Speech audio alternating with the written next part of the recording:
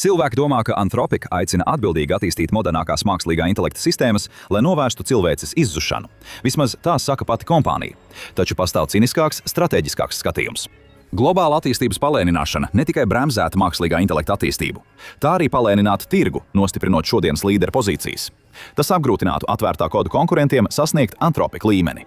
Laiks nav nejaušība. 2026. gada maijā Anthropic tikko noslēdza rekordlielu privāto investīciju kārtu ar $1 triljonu novērtējumu un pēc tam iesniedz pieteikumu publiskajam akciju tirgum.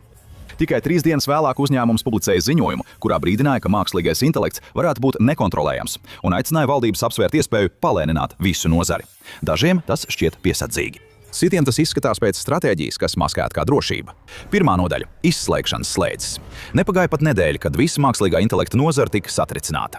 2026. gada 28. maijā Anthropic pabeidza jaunu investīciju kārtu, jau 8. kopš uzņēmuma izveides 2021. gadā. Investori Altimeter, Dragonier, Greenox un Sequoia novērtēja uzņēmumu aptuveni $1 triljonu vērtībā. Tā bija satriecoša summa. Uz papīra uzņēmums, kas ir mazāk nekā 5 gadus vecs, tagad pēc vērtības apsteidz JP Morgan Chase, banku, kas veidota vairāk nekā 2 gadsimtus. Pēc dažām dienām uzņēmums paziņoja regulatoriem, ka plāno kļūt publisks, iespējams vēl pirms 2026. gada beigām. Šī kotācija kļūtu par vienu no lielākajām tirgus vēsturē. Neviena akcija vēl nav tikusi novērtēta. Tad sekoja šokējošā ziņa. 4. jūnijā tika publicēts ziņojums ar nosaukumu, kad mākslīgais intelekts veido pats sevi. To līdzautori bija Marina Favaro, kas vada Anthropiskā institūtu, un Džeks Klārks, uzņēmuma līdzdibinātājs. Viņa brīdinājums bija skarbs. Mākslīgā intelekta sistēmas tuvojas tam, ka tās spēj pašas sevi uzlabot gandrīz bez cilvēka palīdzības. Tas tuvojas neatgriešanās punktam, un pasaulē ir jāspiež uz bremzēm, pirms nav par vēlu. Anthropiski bija kā vaduguns nozarē, gatavi upurēties lielāka labuma vārdā. Vismaz tā tas izskatījās. Anthropiski piekristu nozares mēroga palēninājumam tikai ar vienu nosacījumu. Visas lielākās laboratorijas dažādās valstīs vienotos vienlaicīgi apstāties, ievērojot pārbaudāmas noteikumus.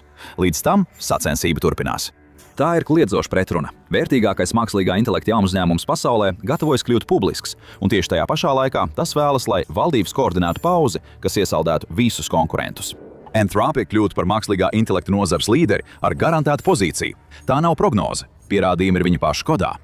Otrā nodaļa – 80%. 2026. gada maijā vairāk nekā 80% no koda, kas tika izmantots Anthropiskas sistēmās, bija uzrakstījis Klots, pašas kompānijas mākslīgais intelekts. Pirms Klots kods tika palaists 2025. gada februārī, šis rādītājs bija zemā vienciparu skaitlī. Mazāk nekā 15 mēnešu laikā Klots no gandrīz nekādas kompānijas koda rakstīšanas nonāca līdz tam, ka raksta lielāko daļu no tā. Tajā pašā laikā Anthropiski inženieri palielināja savu ražīgumu. Tagad viņi dienā piegādā 8 reizes vairāk koda nekā 2024. gadā. Nedēļas darbs tagad var tikt paveikts 1 dienas laikā. Džeks Klārks publiski ir paziņojis, ka uzņēmums uzskata, ka līdz 2026. gadam varēs sasniegt 100% mākslīgā intelekta rakstītu kodu. Mākslīgais intelekts drīz varētu būt atbildīgs gandrīz par visu savu kodu. Pat Anthropiski vadītāji izsaka brīdinājumus par šo tehnoloģiju. Tas maina to, ko nozīmē būt inženierim šajā uzņēmumā. Kad mašīna raksta kodu, cilvēks vairs nav autors. Viņš kļūst tikai par pārskatītāju. Tas vairs nav par to, cik ātri kāds var rakstīt, bet gan par to, cik ātri viņš var lasīt. Ja tiek ieviesta palēnināšana, konkurenti paliek pastāvīgi mēģinot panākt. Tieši to Anthropic vēlas, bet vispirms mēs vēlamies pateikties šodienas video sponsoram Incogni. Vai esi kādreiz meklējis savu vārdu internetā un atradis daudz vairāk nekā bija gaidījis? Tava mājas adrese, tālruņa numurs, e-pasts, pat informācija par taviem radiniekiem var nonākt cilvēku meklēšanas vietnēs un datu brokeru datubāzēs. Un, kad šī informācija ir publiski pieejama, to var izmantot pikšķerēšanas krāpniecībām, identitātes zādzībai, uzmākšanās gadījumiem vai pat vēl sliktākām lietām. Tāpēc es nolēmu izmēģināt Incogni. Sāk bija vienkārši. Es izveidoju savu kontu, izvēlējos, kur personīgo informāciju vēlos dzēst un devu Incogni atļauju rīkoties manā vārdā. Tālāk Incogni tavā vietā sazinās ar datu brokeriem, nosūta dzēšanas pieprasījumus, risina iebildumus un visu laiku informē tevi par procesu. Man ļoti patīk informācijas panels, jo tas padara visu procesu reālu. Tu vari redzēt, kā pieprasījumi tiek nosūtīti un sekot līdzi progresam laika gaitā. Un pēc vairāk nekā nedēļas ir daudz vieglāk redzēt, cik daudz darba Incogni tavā labā paveic aizkulisēs. Tas šobrīd šķiet īpaši svarīgi, jo liels datu noplūdes turpina atklāt personīgo informāciju. Un šos datus var izmantot, lai krāpnieciskas e-pasta vēstules, zvani un izziņas izskatītos daudz pārliecinošākas. Nesen es saņēmu vienu no šādām izziņām, kurā teikts, ka sūtījumu nevar piegādāt, un man jāuzklikšķina uz saites, lai to atrisinātu. Un tā kā es tiešām gaidīju sūtījumu, tas izskatījās daudz ticamāk nekā vajadzētu. Pat viens atstāts profils var radīt reālus riskus.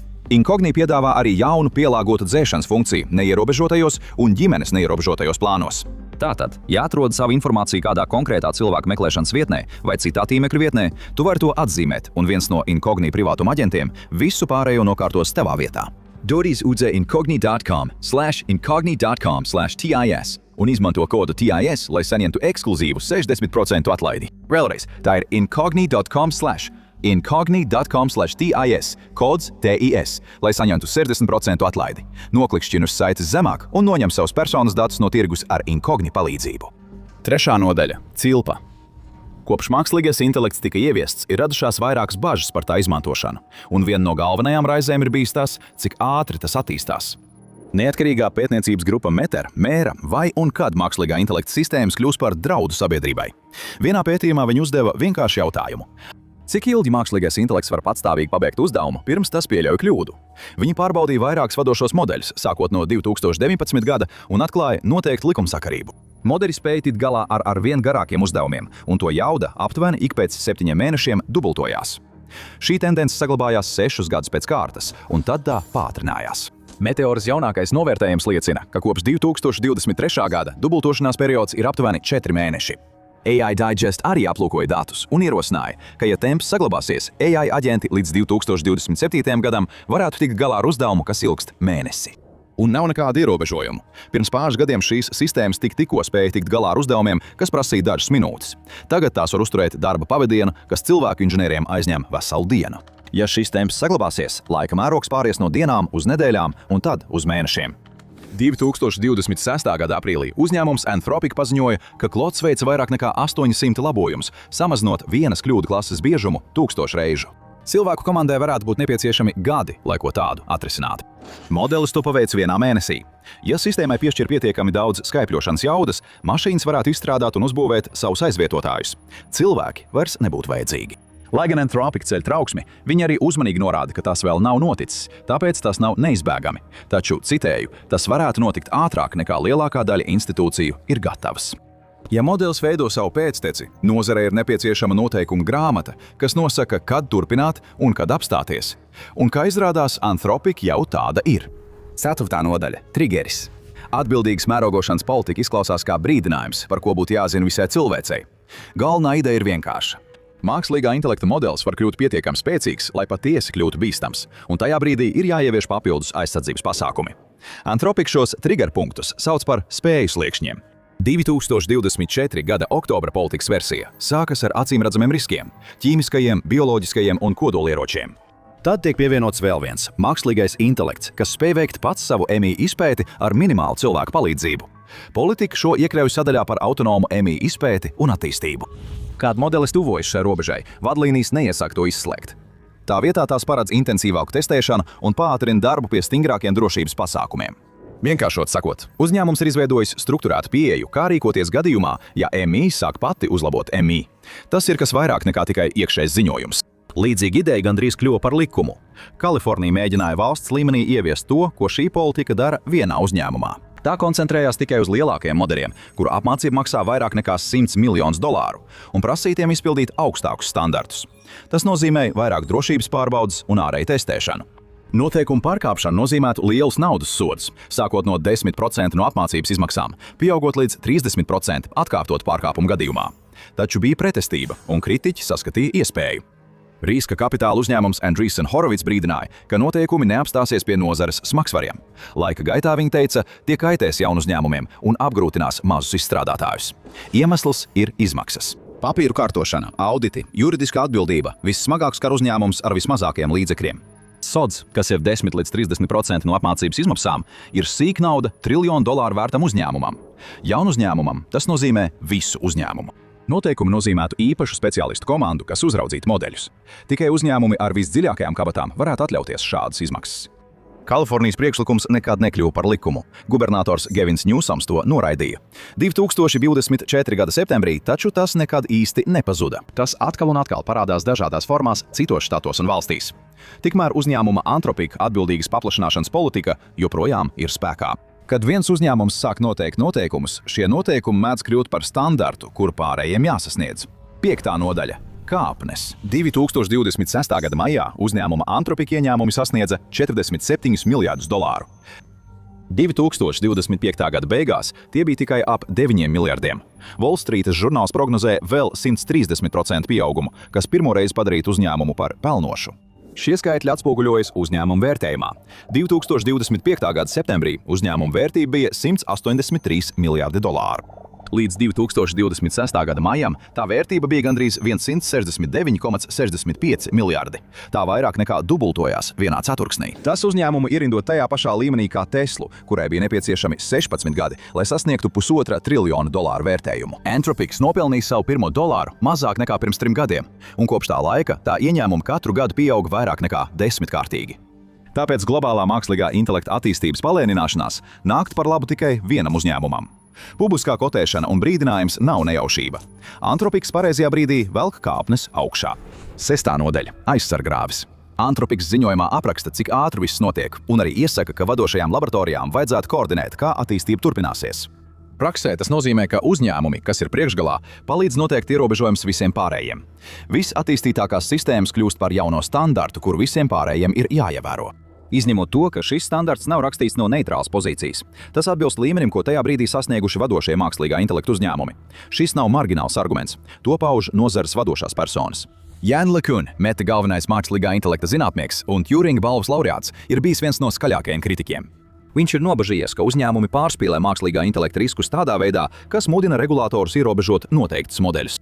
Pēc tam, kad Anthropic publicēja pētījumu, kurā apgalvots, ka viņu sistēma tika izmantota kiberuzbrukumā ar minimālu cilvēku iesaisti, ASV senators to minēja kā pierādījumu stingrākiem mākslīgā intelekta likumiem. LeCuns asi atbildēja sakot, ka kritiķi tiek izmantoti un brīdināja, ka uz bailēm balstīti apgalvojumi varētu veidot regulējumu tā, ka mazākiem uzņēmumiem tiek liekta piekļuve.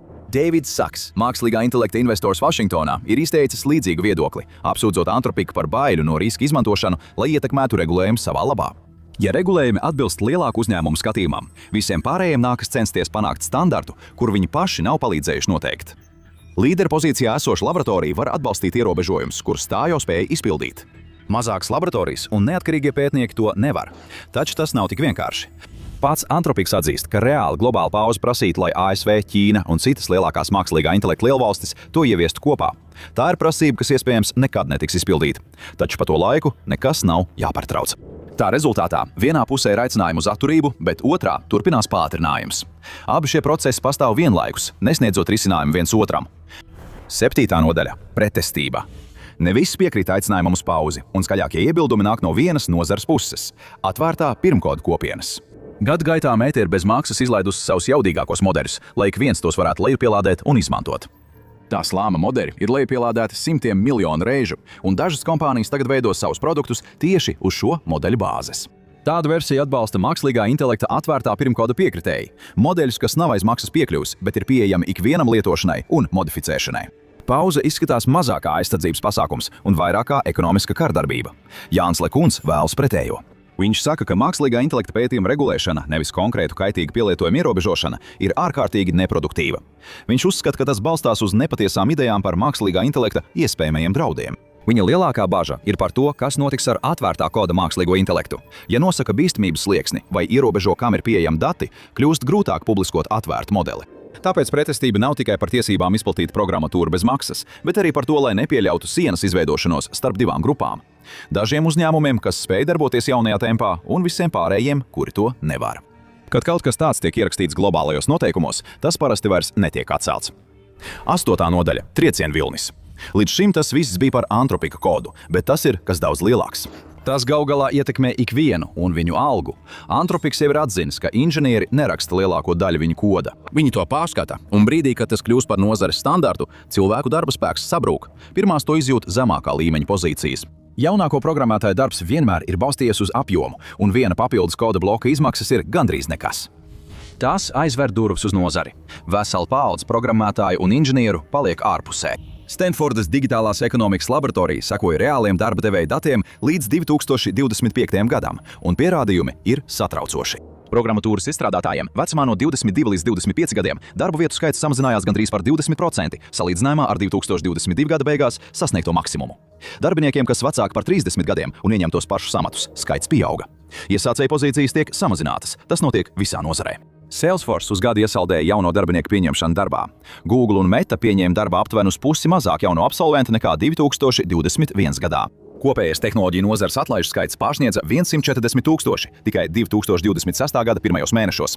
Šis temps ir aptuveni par 40% lielāks nekā tajā pašā periodā 2025. gadā. Aizvien vairāk uzņēmumu kā iemeslu tam min mākslīgo intelektu. Pauze vai palēninājums nevar mainīt to, kas jau ir noticis. Pat ja katrs lielākais mākslīgā intelekta uzņēmums rīt pārtraukt apmācīt jaunus progresīvus modeļus, rīki jau pastāv, Claude Codes joprojām rakstītu kodu. Mākslīgā intelekta aģenti joprojām darbotos tūkstošiem uzņēmumu. Tas ir svarīgi, jo ekonomiskā ietekme jau ir sākusies. Jautājums vairs nav par to, vai mākslīgais intelekts ienāks darba vidē, jo tas jau ir šeit. Jautājums ir, cik tālu pašreizējā sistēma paudze var aiziet, pirms ierodas nākamā. Šodienas modeļus vairs nevar ielikt atpakaļ kastē. Tie ir šeit uz palikšanu. 9. nodaļa – jaunais DNS. Nav noliedzams, ka mākslīgā intelekta sniegums ir eksplodējis. Mākslīgā intelekta sistēmas uzņems arvien garākus un sarežģītākus uzdevumus. Tajā pašā laikā uzņēmums Anthropic nodod savus programmēšanas uzdevumus Claude'am, samazinot cilvēka lomu līdz pārskatītājam. Pat ja lielākās laboratorijas vienotos pārtraukt lielāku modeļu apmācību, sistēmas, kas tām jau ir, turpinātu darboties. Tās turpinātu rakstīt kodu un palīdzētu izstrādāt nākamās paaudzes rīkus. Tas arī padara visu šo diskusiju tik dīvainu. Uzņēmums, kas aicina uz piesardzību, vienlaikus demonstrē, cik strauji tehnoloģija attīstās. Tie paši pētījumi, kas ceļ trauksmi, arī mēra šo pātrinājumu. Varbūt tiek panākta globāla vienošanās, varbūt ne. Jebkurā gadījumā mākslīgais intelekts jau veido nākamo mākslīgā intelekta paudzi. Nākotne, par kuru cilvēks strīdās, nav kaut kur priekšā. Tā jau ir klāt. Mākslīgā intelekta problēma ar katru dienu kļūst arvien lielāka un satraucas ne tikai sabiedrība. Silīcija ielas gaitiņos sāk justies spiediens. Uzziniet, kas notiek un kāpēc mākslīgā intelekta pētnieki pamet darbu un panikā aiziet projām. Vai arī skatieties šo.